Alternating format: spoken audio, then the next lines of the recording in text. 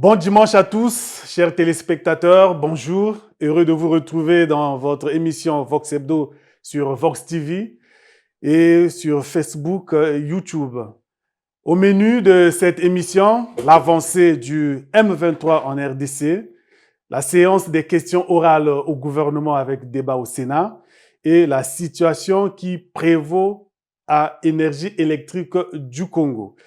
Pour décrypter cette actualité, Guy Benoît de Victor, journaliste analyste politique, Alphonse Ndongo, journaliste indépendant spécialisé des questions économiques et Rech Mboussa, journaliste. Bonjour messieurs. Bonjour. Bienvenue sur ce plateau de Vox Hebdo. Plus rien ne semble arrêter le M23 depuis le 26 janvier où Goma est tombé sous son influence à l'est du pays. Ce mouvement, en confrontation avec le pouvoir de Kinshasa, ne cesse de conquérir jour après jour des nouvelles localités. Les hommes du M23 appuyés par des troupes rwandaises poursuivent leur avancée sur la route nationale 5 qui relie les villes de Bukavu et Uvira. Alors selon plusieurs sources sécuritaires, ils sont à plus de 70 km d'Uvira après avoir pris le contrôle de Kamanyola, un poste frontière entre le sud Kivu et le Rwanda. Alors cette avancée inquiète à Uvira. MSF affirme que la situation sécuritaire dans la localité est alarmante. L'organisation affirme que des pillages y sont signalés et que des tirs y sont entendus. Des accrochages entre militaires congolais et milices locales ont aussi été signalés selon plusieurs habitants que nous avons contactés. Alors à Kinshasa, la situation est suivie heure par heure, nous a soufflé une source gouvernementale. Le ministre de la Défense étant tourné à travers le pays pour appeler les jeunes à s'enrôler massivement dans l'armée congolaise. Sur le plan diplomatique, les condamnations se sont multipliées, mais elles restent sans effet sur le terrain. Les membres de l'Union européenne, à travers le groupe de contact pour la région des Grands Lacs, ont appelé une nouvelle fois au retrait du M23 et des forces rwandaises du territoire congolais. De son côté, Kinshasa continue d'appeler les États membres à prendre des sanctions ciblées contre Kigali.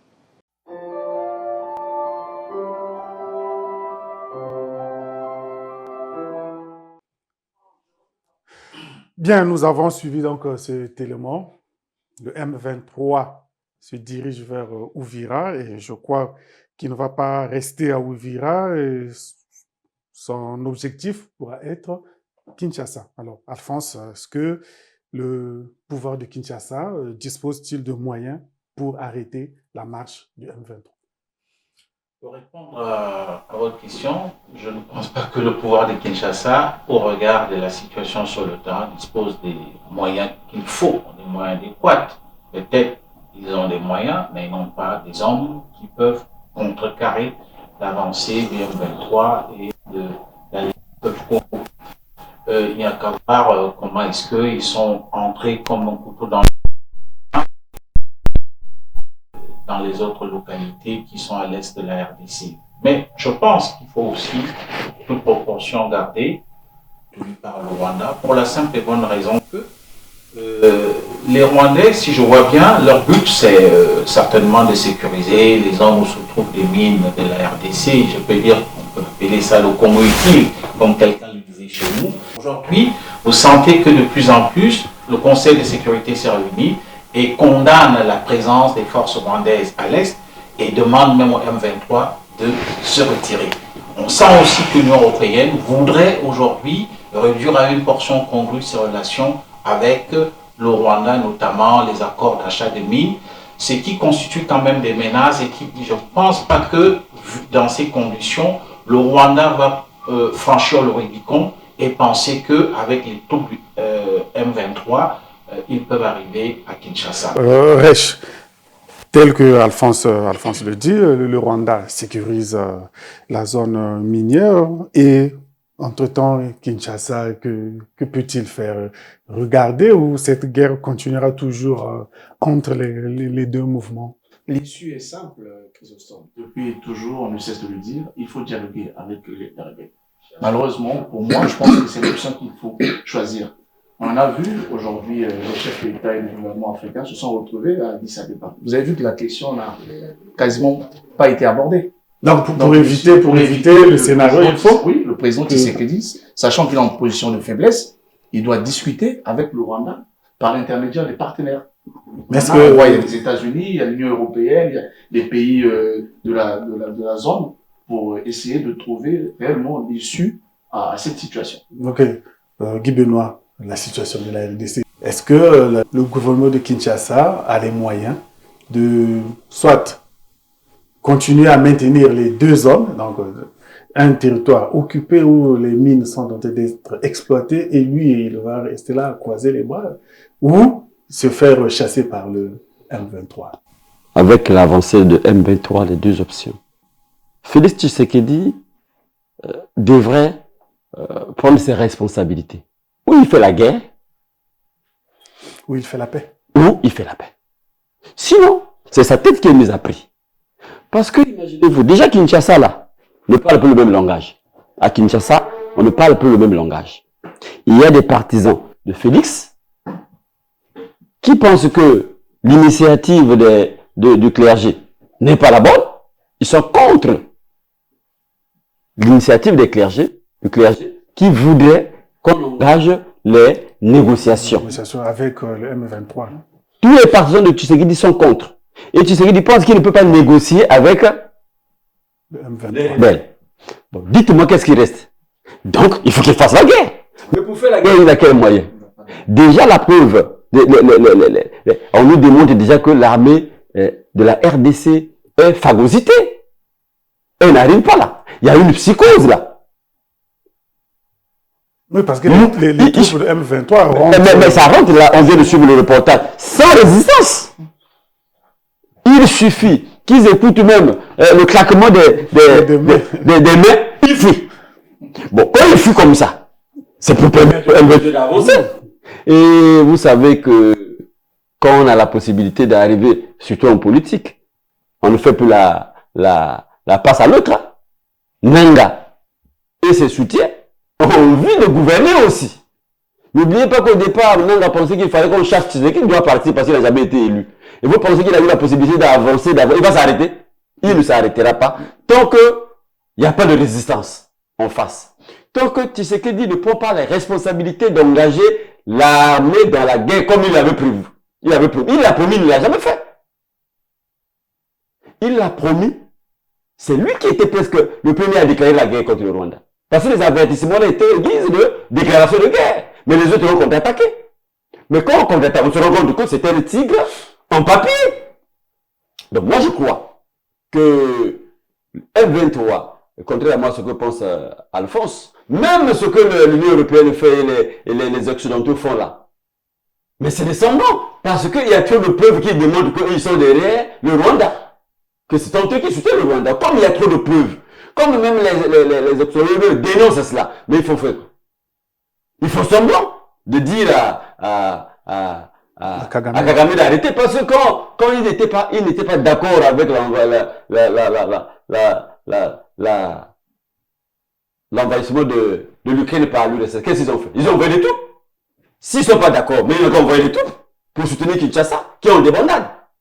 Comme ils ne le font pas, et ils savent très bien que pour bien négocier, il faut être en position de force. Et Nanga voulait bien être en position de force. Quand il prend déjà Goma, il prend Bukavu, Uvira qui était bien sécurisé par les Burundais. Les Burundais ont taillé la zone.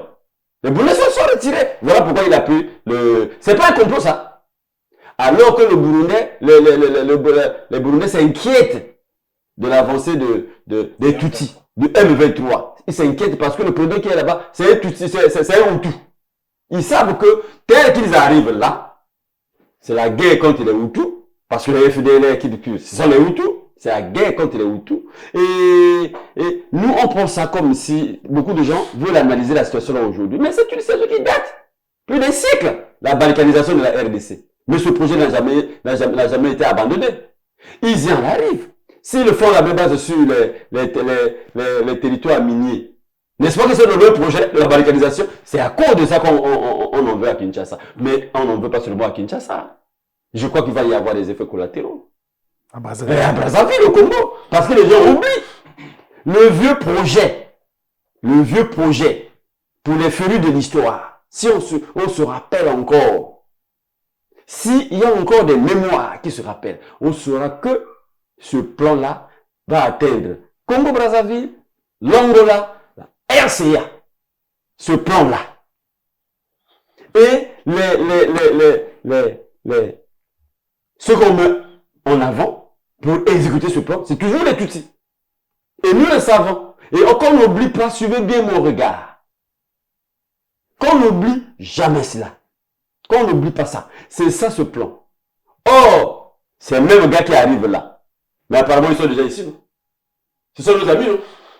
Mais il y a mon grand-père qui disait, mon père me rappelait toujours que son grand-père lui disait, et qui a barré, qui a barré, je ne dis pas toi. Pour que chacun réfléchisse, c'est un proverbe. Et qui a barré, c'est-à-dire, celui qui fait du mal, qui a l'habitude de faire du mal aux gens, il le fera à tout le monde, tant que c'est à son avantage. Ok, merci. J'espère que cette situation trouvera une solution pour qu'elle ne se régionalise pas. Nous allons passer à notre deuxième sujet. Il s'agit des questions orales au gouvernement avec débat au Sénat.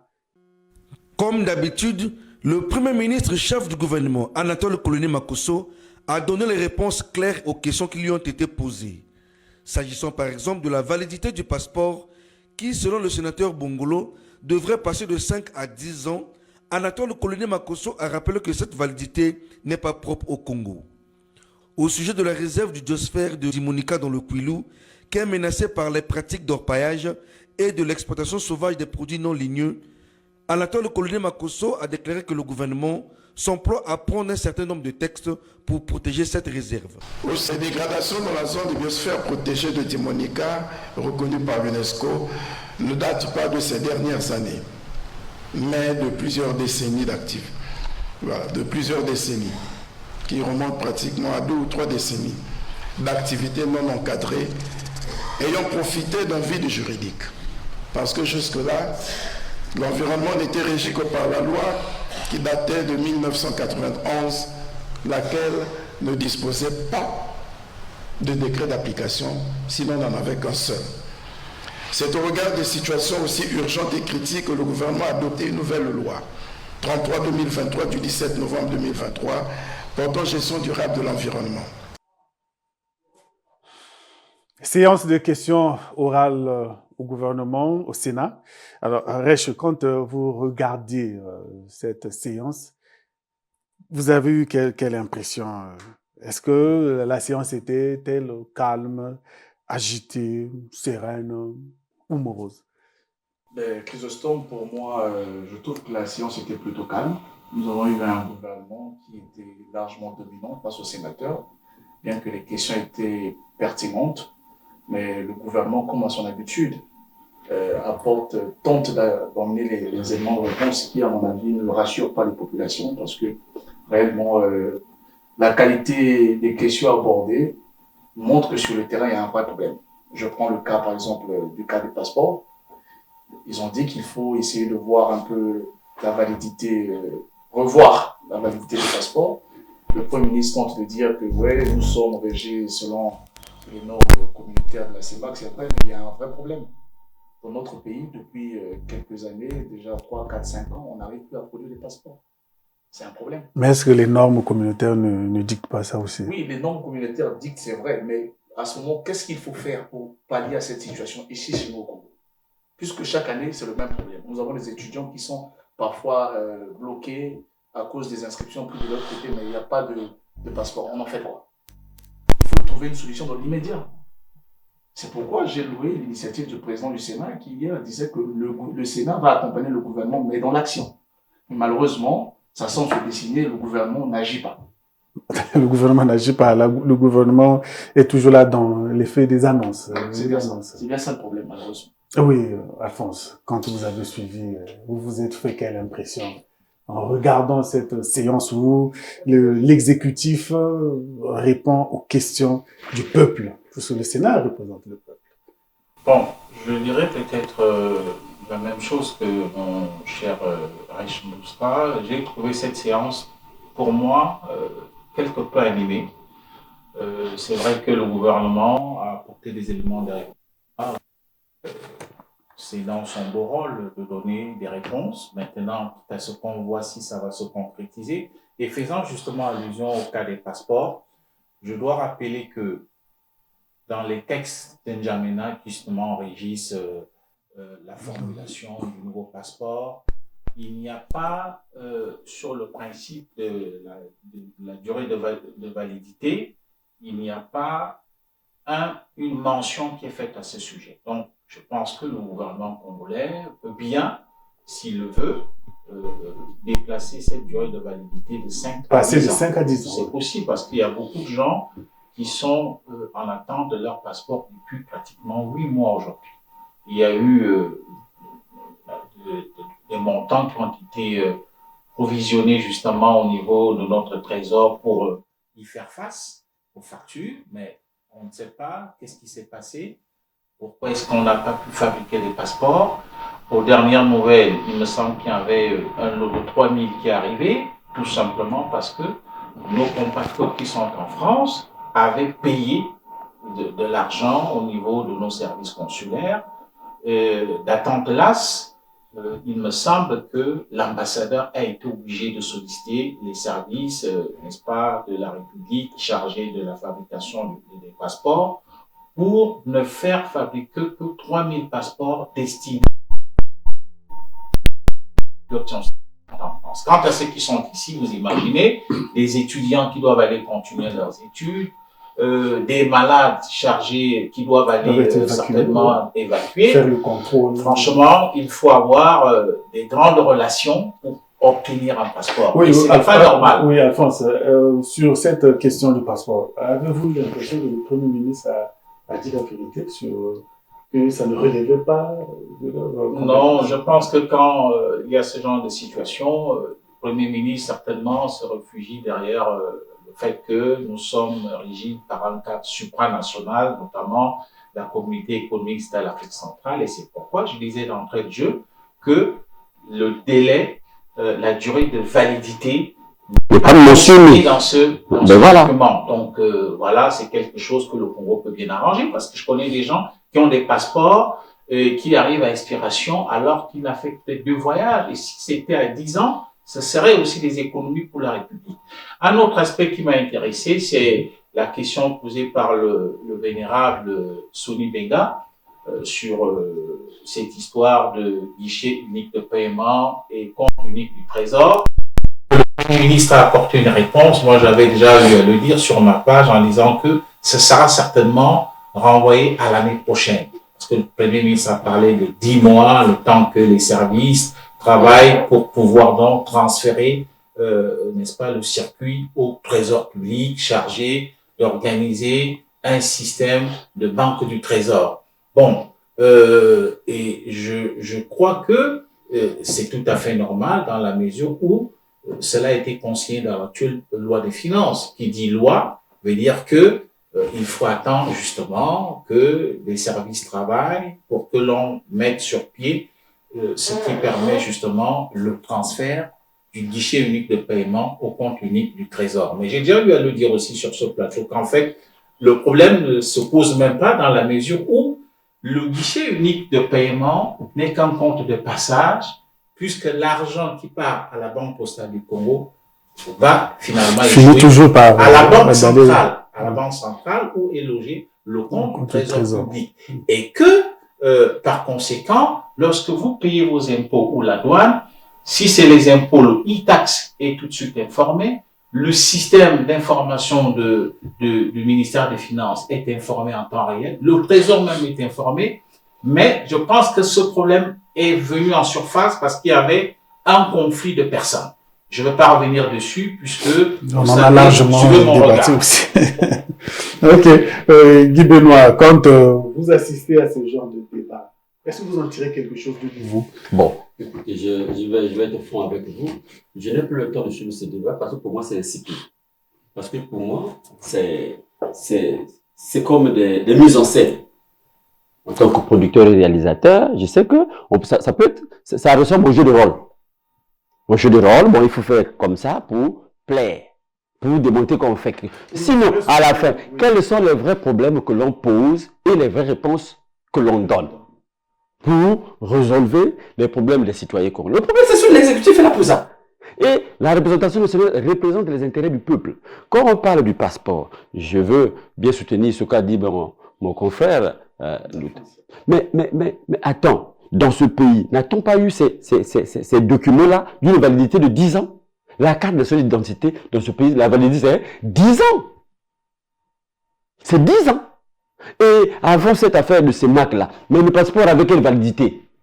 Bon, maintenant là, Alphonse vient de nous éclairer, mais dans les textes, il faut qu'on donne quand même les articles qui démontrent que la CEMAC demande à tous les États de se conformer pour avoir seulement la validité de 5 ans. Quel est le réel problème du Congo? Est-ce que c'est la validité ou c'est la rareté du document? Mais la disponibilité. Mais je crois qu'un gouvernement sérieux rend disponible ces documents. Si c'était facile, la validité n'allait pas poser problème. La durée de validité n'allait pas poser problème. Or, on ne peut pas nous dire que c'est la CEMAC qui commande nos États. Non, nous sommes souverains, c'est pas vrai. La CEMAC, c'est une communauté, certes. Quelles sont les décisions que la CEMAC a prises ici, qui s'imposent à tous les pays? Regardez seulement les plaques d'immatriculation. Il n'y a que le Congo qui s'est mis à fabriquer les plaques d'immatriculation CEMAC. Vous allez dans d'autres pays, on s'en fout. On n'en parle même pas. Vous comprenez? On n'en parle pas. Mais c'est le Congo qui veut être bon élève. La CEMAC fait quoi? Nous avons un problème de passeport. Mais je crois qu'on ne peut pas encore rester. On sait que pour l'avoir, il faut passer une année ou plus. Et quand on l'a, on ne met pas du tout avec. Donc il faut encore revenir. Ou on fait exprès ou quoi? Donc moi je crois que le gouvernement devrait être un peu sérieux, les parlementaires aussi, un peu coriaces pour... On accompagne le gouvernement, quoi faisons? C'est le pouvoir qui arrête le pouvoir, on n'accompagne pas.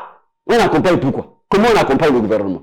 Ou on exige au gouvernement les résultats, les solutions, le travail. C'est ça le rôle du Parlement. On n'accompagne pas. Mais quand on accompagne, ça veut dire quoi? Ça veut dire qu'on n'arrêtera jamais les dérives du gouvernement, l'exécutif. Parce que nous sommes dans un régime de séparation de pouvoir. Le Parlement joue son rôle, le gouvernement joue son rôle. Et en ce moment-là, ces débats-là ne devraient pas être comme des arrangements.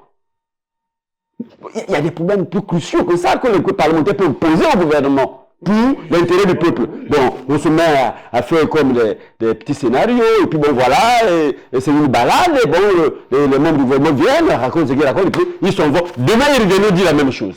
Ok, Ben voilà. Merci bien, Chrysostome. Je voudrais quand même un peu essayer de rebondir sur la question des passeports. Merci à l'aîné ici qui nous a éclairé sur cette question des textes de la CEMAC.